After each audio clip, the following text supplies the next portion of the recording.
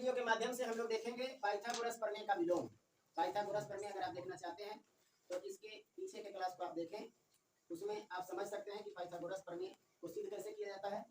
इस वीडियो में हम लोग देखेंगे कि पाइथागोरस प्रमेय का विलोम क्या होता है और उसको कैसे सिद्ध किया जाता है। तो पाइथागोरस का विलोम क्या होता है? तो यदि कोई त्रिभुज हो जिसमें सबसे बड़ी भुजा का वर्ग अन्य दो भुजाओं के वर्गों के योग के बराबर हो, तो वो जो त्रिभुज होता है वो समकोण त्रिभुज होता है।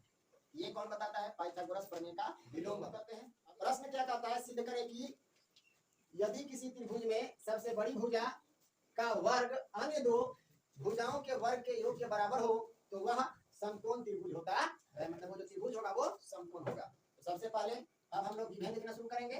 जब सॉल्यूशन करेंगे तो सबसे पहली बात, इसमें हमारे पास कोई चित्र नहीं दिया गया है, तो हम लोग सबसे पहले मानेंगे, माना कि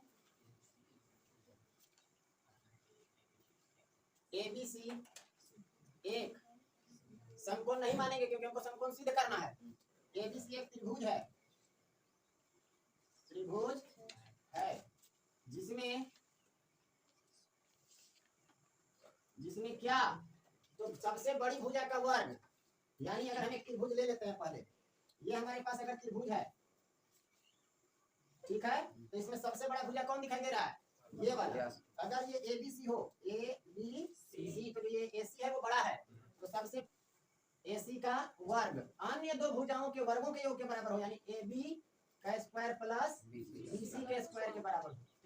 ठीक है, जिसमें AC का स्क्वायर बराबर AB का स्क्वायर प्लस BC का स्क्वायर है। इसके अलावा और कुछ नहीं दिया गया।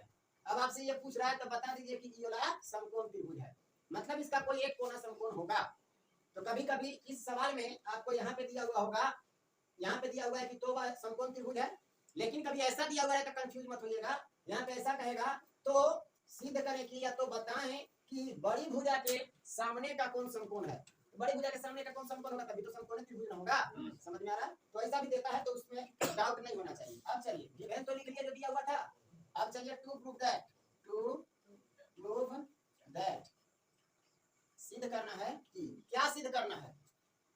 त्रिभुज ABC एक समकोण त्रिभुज है, यही सिद्ध करना है, समकोण त्रिभुज है।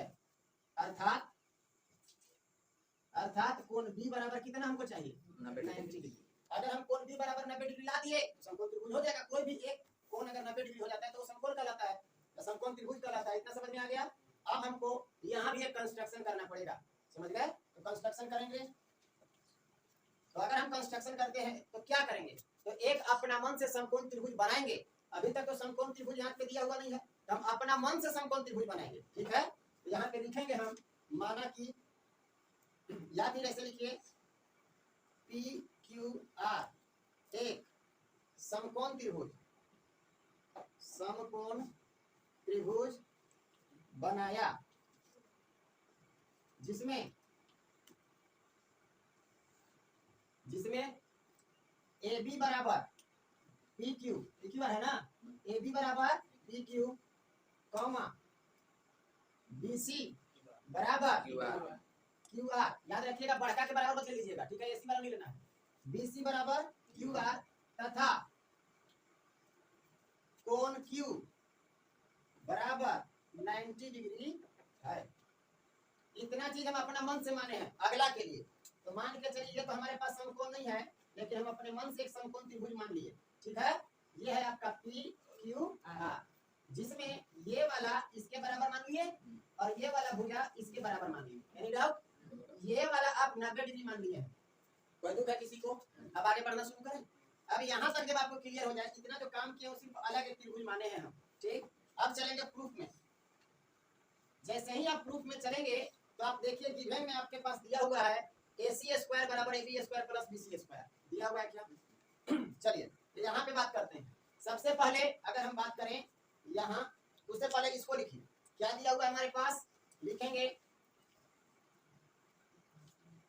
त्रिभुज ABC और PQR है। अभी उसको मत लिखिए, ABC और PQR। त्रिभुज ABC में चलिए, त्रिभुज ABC में अगर त्रिभुज ABC में चले तो हमारे पास क्या दिया हुआ है? AC स्क्वायर बराबर AB square plus BC square, ये दिया हुआ है हमारे पास।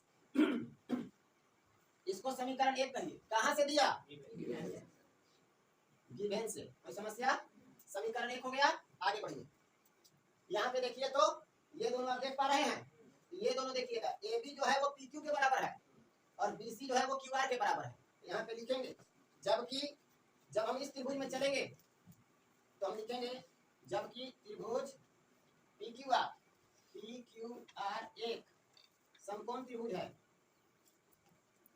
समकोण त्रिभुज है। इसीलिए क्या होगा, अगर समकोण त्रिभुज है तो पी क्यू का स्क्वायर, सॉरी पी आर का स्क्वायर, बड़ा वाला का पी आर का स्क्वायर बराबर हो जाएगा पी क्यू का स्क्वायर प्लस क्यू आर का स्क्वायर। होगा क्या? इसको कह देंगे हम लोग समीकरण 2, लेकिन अभी नहीं। अब देखिएगा यहाँ पे पी क्यू और क्यू आर के बारे में जिक्र कीजिए। तो आगे बढ़िए, पी आर का स्क्वायर रहेगा बराबर पी क्यू के जगह पर, पी क्यू के जगह पर क्या लिख सकते हैं? ए बी लिख सकते हैं। किसी को कोई समस्या? तो यहाँ पे लिखेंगे ए बी का स्क्वायर प्लस क्यू आर के जगह पर क्या लिखेंगे? B C. यहाँ पे हो जाएगा बी सी का स्क्वायर। अब ऐसे काहे लिखे? यहाँ पे लिख सकते हैं क्योंकि ए बी बराबर पी क्यू के है कि नहीं? पी क्यू तथा बी सी बराबर है क्यू आर के। इसीलिए हम क्या कर सकते हैं, A B sorry P Q के जगह पर ए बी रख सकते हैं और क्यू आर के जगह पर बी सी रख सकते हैं। कोई दिक्कत किसी को? और ये जो आया उसको हम समीकरण 2 कह देंगे। अगर ये समीकरण 2 है तो समीकरण 1 और 2 को अब देखिए। तो यहाँ देखिएगा A B square plus B C square, यहाँ भी A B square plus B C square. दायां पक्ष बराबर तो बायां पक्ष भी बराबर होता है। तो यहाँ पे लिखेंगे समीकरण 1 और 2 से, अगर समीकरण 1 और 2 से चले तो क्या ए सी स्क्वायर बराबर हो जाएगा पी आर का स्क्वायर होगा। अगर दोनों तरफ से स्क्वायर उड़ाना चाहें तो आराम से उड़ा सकते हैं, ठीक है। तो यहाँ पे लिख सकते हैं, इसीलिए ए सी बराबर क्या हो जाएगा? P R. कोई दिक्कत? इसको समीकरण 3 कह दीजिए। इतना समझ में आ गया? अगर इतना चीज समझ में आ गया तो हम दोनों त्रिभुज में आगे चलेंगे। तो दोनों त्रिभुज में जब अभी हम कंस्ट्रक्शन किए तो इतना बराबर इतना मान लिया, मतलब ए बी बराबर पी क्यू मान लिया, बी सी बराबर क्यू आर माना गया है। अब अभी हम लोग निकाल लिए भुजा ए सी बराबर पी आर, ए सी बराबर पी आर। तो यदि दोनों दो त्रिभुज हो हमारे पास और दोनों की संगत भुजाएं बराबर हो जाएं तो दोनों त्रिभुज कैसा त्रिभुज कहलाता है? सर्वांगसम त्रिभुज कहलाता है, समरूप नहीं। भुजा बराबर हो जाए तो सर्वांगसम त्रिभुज, भुजा का अनुपात बराबर हो जाए तो समरूप त्रिभुज। समझ गए? यहाँ पे भुजा बराबर हो जा रहा है इसलिए सर्वांगसम होगा, और अगर सर्वांगसम होगा तो उसका संगत कोण बराबर होगा कि नहीं? तो देखिए ये वाला कोण अगर क्यू है और ये वाला कोण बी है, कोण क्यू को हम 90 माने हैं तो कोण बी भी 90 हो जाएगा कि नहीं? हो गया ना कि समरूप त्रिभुज है। बस यही चीज समझना। अब हम लोग वो दोनों त्रिभुज में आगे क्यों बढ़ेंगे देख करके लिखेंगे। अब समकोण त्रिभुज, ओहो, अब त्रिभुज एबीसी तथा त्रिभुज पी क्यू आर में क्या क्या ध्यान दीजिए, दिखाई दे रहा है ना? ए बी बराबर B C, sorry A B बराबर पी क्यू। ये कैसे?